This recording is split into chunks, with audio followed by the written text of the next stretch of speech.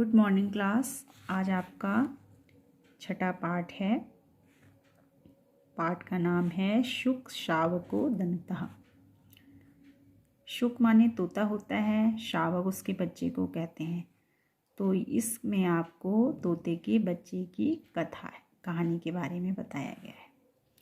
प्रस्तुत पाठ कवि कुलगुरु शिरोमणि महाकवि बाणभट्ट की अद्वितीय कथात्मक रचना कादम्बरी के कथामुख भाग का एक अंश है। महाराज शूद्रक के दरबार में एक चांडाल कन्या स्वर्ण पिंजर में बंद तोते को उपहार स्वरूप प्रस्तुत करती है। विश्राम के क्षणों में वही तोता महाराज को आप बीती सुनाता है कि वह किस प्रकार घनघोर विंध्याटवी में स्थित पंपा सरोवर के तट पर जीर्ण सेमल के वृक्ष के कोटर से वृद्ध शवर के द्वारा निकाल कर फेंके जाने पर भयंकर दोपहरी में जावली मुनि के पुत्र हारी के द्वारा आश्रम में लाया गया। संपूर्ण कथा कौतूहलपूर्ण एवं रोचक है। अस्ति मध्यदेश अलंकार भूता मेखलेव भुवो विंध्याटवी नाम।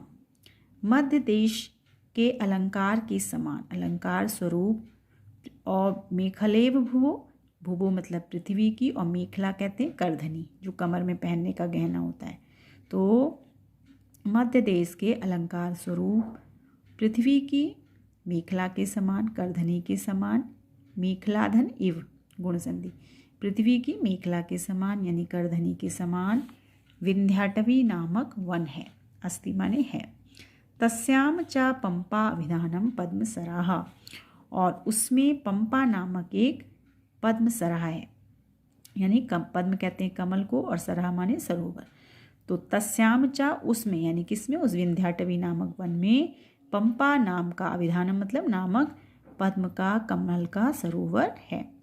तस् पश्चिमी तीरे महाजीर्णा शाल्मली वृक्षः, और उसके पश्चिमी छोर पर, पश्चिमी किनारे पर, तीरे मतलब किनारे पर, महाजीर्णा बहुत पुराना शाल्मली वृक्ष सेमल का एक वृक्ष है। तस्यैव एकस्मिन् कोटरे निवसता कथम अपि पितुर अहम एव सुनूर अनुभवम।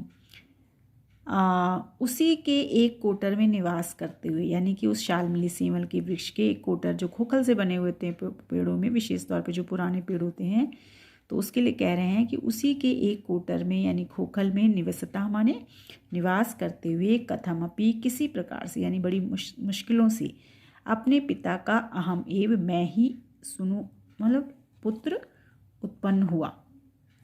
ममैव जायमानस्य प्रसव वेदनया जननी में लोकांतर अगमत, और मेरे ममैव मतलब मेरी ही जायमानस मुझे उत्पन्न करने की जो प्रसव की मेरे उत्पन्न होने की प्रसव वेदना में मैं जननी मेरी जो माँ थी वो लोकांतर अगमत यानी कि परलोक सिधार गई।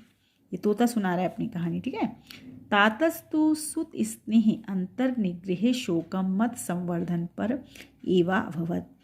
पिताजी तो तातस्तु पिताजी ने क्या किया, पिताजी तो सुत स्नेह जो पुत्र का स्नेह था उसके कारण जो शोक था, किस प्रकार का, जो पत्नी के जाने का शोक था, उसको अंतर निग्रह अंतर मन में दबाकर, मजबूरी में कि अब क्या करना है करके उसको अंतर मन में दबाकर उस शोक को मत संवर्धन परम एवाभवत मेरे ही लालन पालन में लग गए। पर नीड निपातिताभ्या, पर मतलब दूसरे, नीड कहते हैं घोंसले, तो दूसरे के घोंसलों से, और निपतिताभ्या का मतलब है गिरे हुए, और क्या शाली बल्लरीभ्यस्त तंडुल कणान, तो दूसरों के घोंसलों से गिरे हुए जो धानों की बालियों के जो चावलों के कण थे उससे, और शुक कुला अवदलितानी यानी कि शुक कहते हैं तोते, और कुल मतलब उनके जो समूहों के द्वारा, और अवदलितानी का मतलब है कुतरे हुए, तो तोतों के समूहों के द्वारा कुतरे गए फलों के टुकड़े, फल शकलानी फलों के टुकड़ों को समाहृत एकत्रित करके मह्यम मुझे देते थे। मद उपभुक्त शेषमेव मेवा करो अदशनम, और मुझसे बचे हुए, जब मेरे खाने से बचे हुए जो शेष होते थे उनसे वे स्वयं भोजन करते थे। तो क्या मतलब हुआ कहने का, क्योंकि वो छोटा बच्चा था, माँ नहीं थी उसकी, तो इस वजह से उसके पिताजी क्या करते थे, भोजन की तलाश में कहीं दूर नहीं जाते थे। जो दूसरे लोगों के घोंसलों से गिरे हुए धान की वाने चावल के कणे होते थे उनको, और जो फलों के टुकड़े होते थे दूसरे तोतों के द्वारा कुतर कर छोड़े हुए, उनसे ही वो उसका भरण पोषण उसको खिलाते थे पहले, और उससे भी जब बच जाते थे तब करते थे, तब स्वयं खाते थे। ठीक है। एकदा तु प्रत्युषसि सहसैव तस्मिन् वने मृगया कोलाहल लघु ध्वनिर उदचरत। एक बार प्रत्युषसि, प्रातः काल की बेला में, उषा काल में, सहसैव अचानक से, तस्मिन